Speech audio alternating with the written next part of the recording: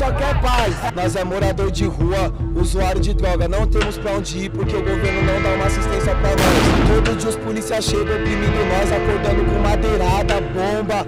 Uma coisa importante é que a Cracolândia ela é a gente pode dizer que ela é um reflexo da diferença da desigualdade social, né? Ela é reflexo disso, ela escancara toda a miséria que a sociedade vai passando nesses governos, né? Durante a operação chamada Caronte, né? Essa operação da Polícia Civil no ano passado, a Cracolândia ela se pulverizou por diversos espaços na região central da cidade e em outras regiões. E as pessoas passaram a ter mais dificuldade, né, os trabalhadores mais dificuldade em acessar essas pessoas e ofertar cuidado. Entra governo, sai prefeito, sai prefeito, e são sempre as mesmas medidas tomadas em relação ao uso de drogas na cidade de São Paulo, e aí foca muito numa região específica, sem pensar qual que é a problemática, né, as questões sociais, acesso à saúde, educação, a moradia principalmente. Nesse sentido, a gente nunca foi chamado para compor ou para construir qualquer política, nem do município nem do estado. Uma coisa que fica muito nítida para a gente nesse pacote é que no final ele leva para a internação.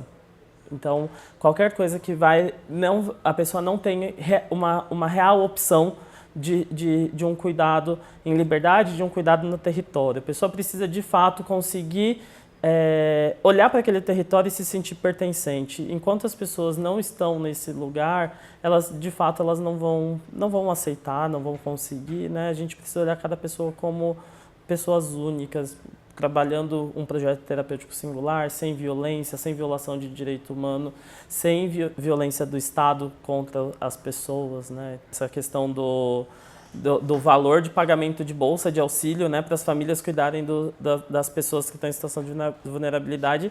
E essa é uma questão muito importante porque muitas dessas pessoas têm o vínculo rompido com as famílias.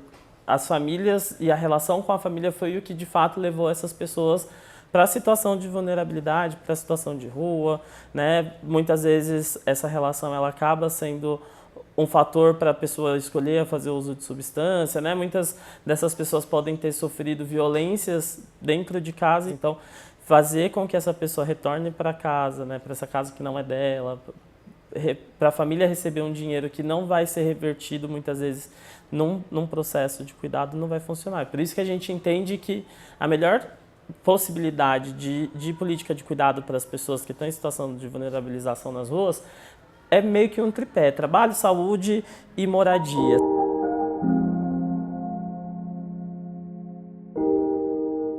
A gente não pode aceitar que um tipo de serviço, um tipo de equipamento, ele é violador de direito humano por si só, quando ele não respeita a singularidade da pessoa, quando ele não está inserido no seu território.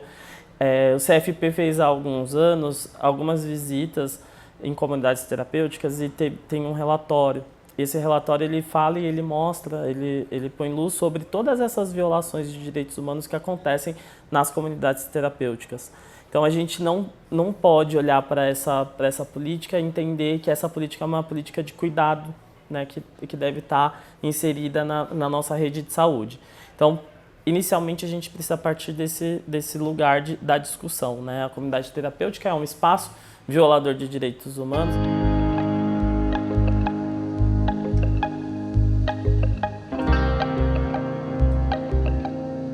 O cuidado ele não pode ser compulsório. Qualquer possibilidade de cuidado compulsório ele tende ao fracasso. Então a redução de danos ela trabalha estratégias pontuais para pessoas especificamente. Então ela tem várias possibilidades para cada demanda de cada pessoa singular, né?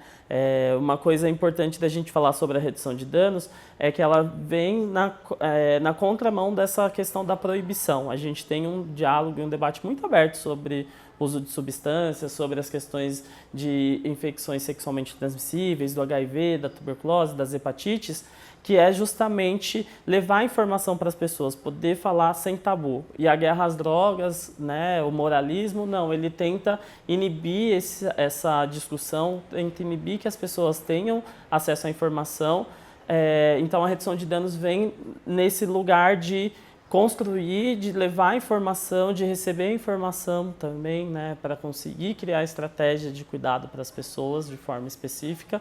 É um fenômeno que acontece desde que a humanidade é a humanidade, né? A droga acontece e ela vai continuar acontecendo. Então a gente precisa conseguir mostrar para as pessoas que a gente vai precisar aprender a conviver com esse fator na sociedade. A gente teve aqui na Assembleia Legislativa do Estado de São Paulo o projeto de lei que regulamenta a disponibilização da cannabis medicinal, né, da cannabis, no SUS, no Sistema Único de Saúde. É uma pontinha pequenininha dessa política de guerra às drogas que a gente está conseguindo quebrar, por mais que ela tenha tido vários vetos e que podem prejudicar o avanço dessa política, já é um pontapé nessa discussão.